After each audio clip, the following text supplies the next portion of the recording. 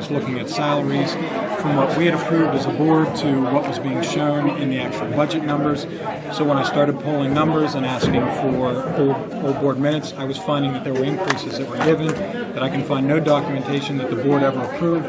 So my basic question for Attorney Andrews is, does anybody in the district have the authority to increase salaries without board approval? And I believe that answer is no, but until I have legal authority tells me so, I can answer it. But right now, the question I have is, we have increases that are in excess of $10,000. We have increases over $2,000. If we spend the time to put in to build these contracts, to establish agreements, and yet an individual can unilaterally make a change without board approval, we're pretty irrelevant, and that is what's very frustrating, because this system is set up where the Board of School Directors is the checks and balances, is the watchdog for the taxpayer. And what I've discovered is it appears that information was given and money was given out to employees without ever being board approved, and I've got a big problem with that. Well, how would that be possible? Who would actually have to make those changes? As it appears right now, the information seems to be stemming from the superintendent's office, but until Attorney Andrews tells me that, as I said earlier, is there a loophole that allows somebody to do this, I cannot find it. I've contacted the Pennsylvania Department of Education. I've been in contact with the Auditor General's office. All of these entities have the same questions I do, and this has been going on for several months where I've worked to accrue this information, and I'm going to need answers. About how many instances were you able to find over that several months' time? In the ones that I've documented tonight, there were 7 different instances, and just what I alluded to tonight, there were more, but acquiring the documentation with that to fully substantiate was proving to be more difficult. But I had proven 7 ironclad examples of, here was the board approval date, here was what was said to be approved, here was the money, and it wasn't matching up. Would it be unreasonable to say that there would be possibly more examples, you just haven't found them yet? I could speculate. I could suggest there are. The ones I was able to definitively prove were the 7 I presented to the board tonight. There were ones where I had information that you need to look into X, Y, or Z, but I did not, because I did not have the backing information. The problem is, our contracts only have to be maintained for 7 years. So if I tried to look back into the early 90s, I pulled all the salaries, but I do not have the corresponding contracts to know what the increases were. So I can't definitively tell that an increase that was given, although it may appear outlandish, was done without board approval. So all the instances I gave were within the last 3 years. And each of these instances came before the board, but no action was taken. Some of these instances, in the one instance where an employee was hired at $105,000, the board did approve that employee's hiring. The issue came where, when I pulled the salaries less than a month later, that salary was reflecting $107,000. I was here. I know the board never approved these numbers. So the question is, who unilaterally increased a salary $2,000 without board approval? Just offhand, would you have any idea of what you found so far, what the discrepancy would be from what was supposed to be paid and what was? Total dollar amount I don't have. I just know that there have been several instances and the dollars add up. Once you compound that into, the bigger concern I have is the pension system. When you have somebody, you've artificially inflated their salary, so you increase someone's salary $10,000 and now for the next 10 years they get a 3% increase while they're working. Well, you've already given a buffer of $10,000. Well, now their pension has been artificially inflated that much more. Well, that money should never been given. It was never board approved. If that's the case, is that not, in a sense, defrauding the pension system? And those are the questions I have, and Attorney Andrews is going to have to get me an answer. And the pensions are based on the salaries? Pensions are based on the salaries, and it works by what is your 3 highest years of salaries when you leave employment. Well, if somebody got a $10,000 bump in the middle of their step schedule, their salary is going to be markedly higher than what it would have been if a board had approved a salary that I can tell you wouldn't have been $10,000. Have you had an opportunity to talk to Dr. Murray about this at all? I have not. It was sheer happenstance, whether good luck or bad luck, that he was not here at this meeting tonight. I'd like to have these questions answered, and I will get answers to them, whether they come from Dr. Murray or Attorney Andrews, but these questions are going to be answered, because for far too long I've been looking at this information, coordinating with state agencies, and it's time for some answers. That's not approved by the board, we've got an issue.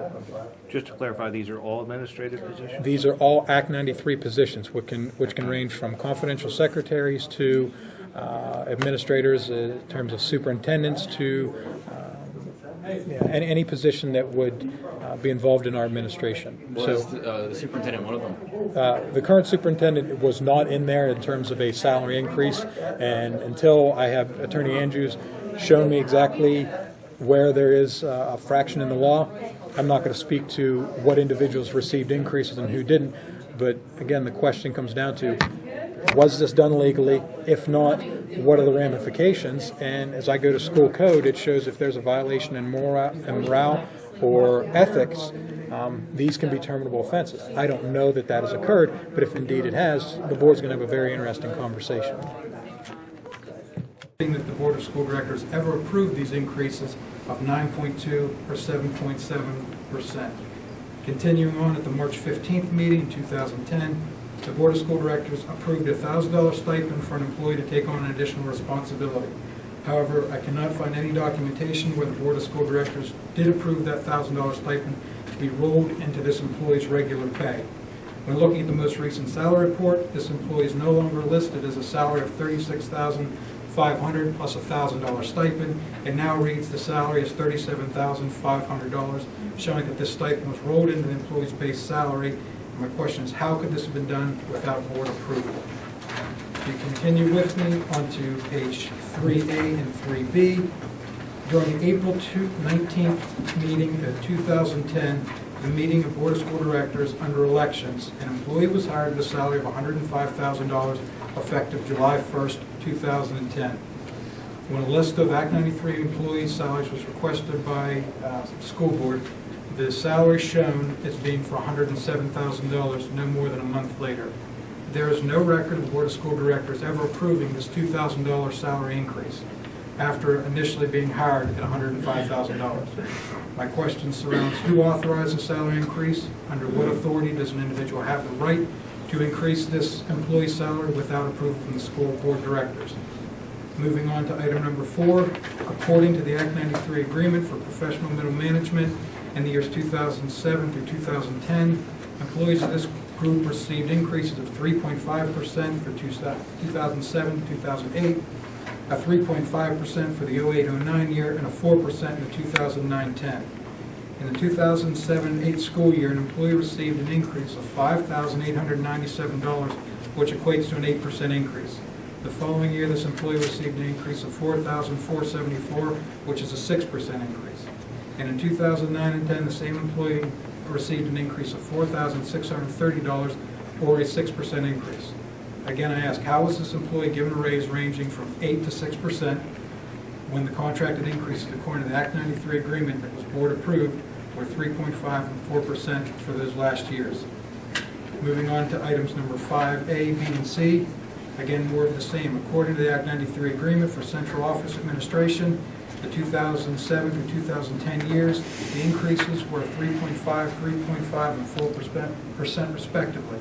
During the 07-08 year, an employee received an increase of $6,628, an equivalent of 8%. For the year, the employee received an increase of $5,000 the following year, which was an increase of 6%. During the 09 and 10, the same employee received another 6% increase, when again the agreed upon increase was 3.5 to 4%. The last one I'll address with you is the Act 93 agreement number 6, where central office administrative staff for the years 08 through 2010, an employee received an increase of 3.5% in 2008 and 9, 4% in the 09-10 school year, and during the 2008 and 9 school year, one employee received an increase of $4,524, an increase of 6%, which is over the contracted rate. During the 09-2010 school year, the same employee received an increase of $4,681, which was also an increase of 6%. Now, this employee was contracted to receive raises between 3.5 and 4% in the 2 years listed. Again, I need an explanation as to how this was done without board approval. And with that, here are the questions I have as follows. And Attorney Andrews, I would ask for you to weigh in on this. Does anyone within the school district, with the exception of the Board of School Directors, have the authority to increase or decrease an employee's salary? The Board of School Directors set salaries. So the Board of School Directors is the only one who can set the salary. So if these increases were given without proper authorization by the Board of School Directors, how were these increases given? Does that equate something that was done illegally? I don't know the whole circumstance, but Okay. you're right in the sense that Pending review salary. of these documents. Yeah, I haven't reviewed those documents. Okay. My follow-up with that is, if increases were given illegally, and it appears that the Board of School Directors are the only entities that have the power to authorize this, is that the misuse of taxpayer-funded monies, or in a very basic sense, is that theft? The second question I follow up with that is, if someone gives away money that they do not have the authority to give, again, does that constitute theft? If employee salaries were artificially increased without proper authority, then wouldn't that said employee's now salary fit into their retirement? Would that not be artificially inflated? And if that is the case, if you're an employee of the Altoona Area School District, you fit into the state pension system through the PSERS program. And if these salaries were artificially increased without proper authority, then when these employees start collecting retirement on their payout, would it not be higher than what it should be if the salaries were increased by what the Board of Directors have done? Would that be accurate in stating if these increases, if we're suggesting these were given without authority and they're higher than what they should be, their pension drop would be higher than it would not have been? And again, I follow up, everything seems to fall in line. If an employee is being paid out more money in retirement than they should have because their salaries were artificially inflated, does that not mean that the taxpayer-funded state pension is being defrauded? And that is where I come to these questions.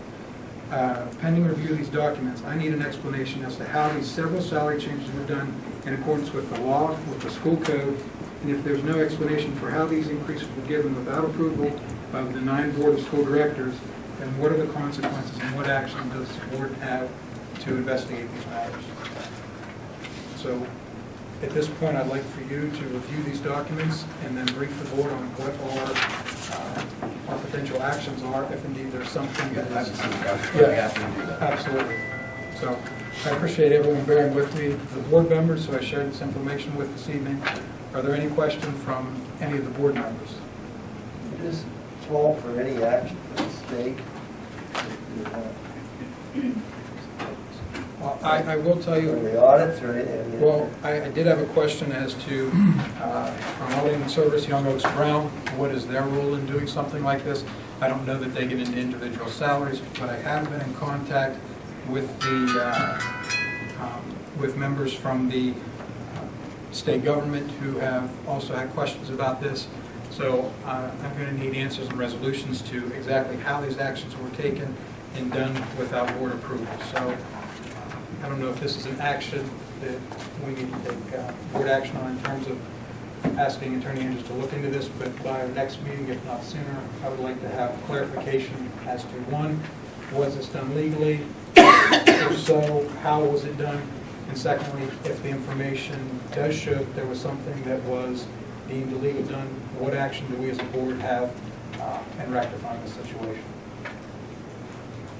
So with that, I will call for adjournment of this meeting if there are no other further questions. Well, okay, on this confidential secretary that got a $9,598 increase, that was never approved by the board, and this person got a 23.8% increase. That's correct. At taxpayer expense, in addition to the extra pension this person's going to get.